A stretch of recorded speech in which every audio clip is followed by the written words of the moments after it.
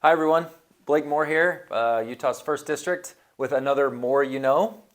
We love doing these in last Congress to be able to provide some context when things come up back here. We had a lot of great feedback about it, so we actually want to do more of them. So we're going to try to keep including these in the newsletter and broadly post them so we can share a lot of what's going on. There is going to be a lot of working parts to the next quarter or the next 100 days. And we want to use these opportunities to communicate with you of the reality of what's going on back here. Again, that's what I really try to always focus on.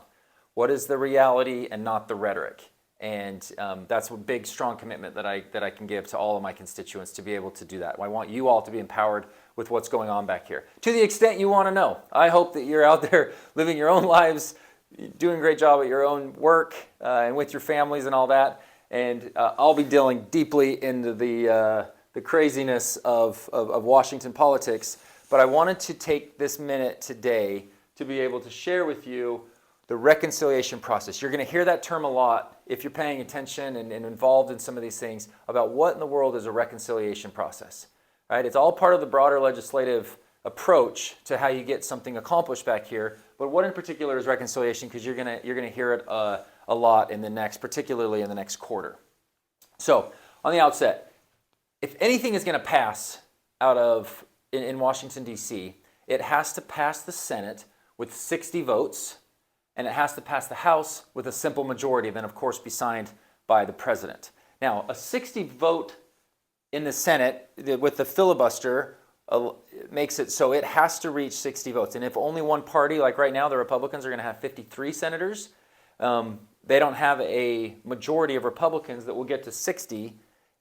So they have to, pretty much every bill has to go via a bipartisan approach if it's going to pass, except when you have the White House, House, and Senate under one party control. And when you have those conditions, you can use what's called reconciliation. Reconciliation, in its most simple term, basically means you don't have to go through the filibuster. You can pass these bills on basically a simple majority. So as long as you have 51 votes in the Senate and 218 in the House, they can pass. So I wanted to just share a little bit more about that. Okay, so the reconciliation process is controlled by what's called the Byrd Rule. That is a Senate rule that I think has been in existence since, I believe, the 80s.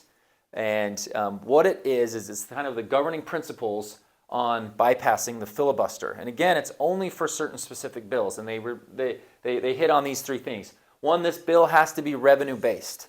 It can't be policy-based. That's why a lot of immigration policy has to go via a bipartisan approach. And healthcare policy oftentimes has to go, unless it's really strictly about the dollars and cents and the profit and loss, I guess you would say balance sheet, but that would typically go via the filibuster process. But if it's just budgetary related, revenue-based, that you don't raise deficits within a 10-year window, and there's a really specific aspect of it, you cannot touch Social Security during this process. Anything that's done via Social Security needs to be done in a bipartisan approach as well. So again, reconciliation process ruled by the Byrd Rule that governs this way, has to be revenue-based. There's a 10-year window aspect to it. That's why certain provisions are added in, and you can't touch Social Security. I think the most applicable aspect of it, though, is like how's this process been used before? All right, so if you look back in recent political time frame, let's go back to 2017 when Republicans had the White House, House, and Senate for a 2-year period. They used it for what's called the Tax Cuts and Jobs Act. Okay, fast forward to 2021, and Democrats had the White House, House, and Senate for a 2-year period, and they used it for 2 bills, one of them called American Rescue Plan, and the other one was Inflation Reduction Act. I'm just going to briefly highlight kind of like what the priorities were. When you see what's done under reconciliation, that's when you know the difference between the party approach back here. And I think it's actually very fascinating. We've shared with this post a link to an op-ed that I wrote a few years ago that highlighted the difference between 2017 and 2021. 2017, the Tax Cut and Jobs Act was simply tax reform. It enacted pro-growth tax policies to a broad American base. Workers, families, corporations, small businesses. We lowered the corporate tax rate. We lowered what's called 199A, which is qualified business income for smaller businesses. We also lowered individual tax brackets. We doubled the standard deduction. We increased that so more people could take a tax break on an individual basis. And we also did something that we never get credit for. We doubled the child tax credit. Now, I wasn't in Congress in 2017, but I'm on the committee that dealt with it and have been very involved in these measures. That was called the Tax Cut and Jobs Act of 2017. Pro-growth tax policy that we saw strong economic growth come from that, up until COVID, of course, and everything kind of went all crazy for a little while. When the Democrats had the White House, House and Senate in 2021, and they used the reconciliation process, ARPA, American Rescue Plan, that was a very strong bill towards that was strongly focused on relief spending measures. It was post-COVID. There was a lot of states spending that was reverted back to the states, and that was doled out to the various states across the country. You had less than 10% of it was actually COVID, but it was a relief package that, in my opinion, and obviously many others, was you saw significant inflation come from that type of bill. And the other one was Inflation Reduction Act, which was different than ARPA in the fact that it wasn't actually a big spending bill. It was more so related to tax relief, but only for certain specific industries that were important to the Democratic approach at that time, certain green sort of initiatives that they had. And that's what they kept their focus on. So two very, same process, very different approaches on how they go about doing it.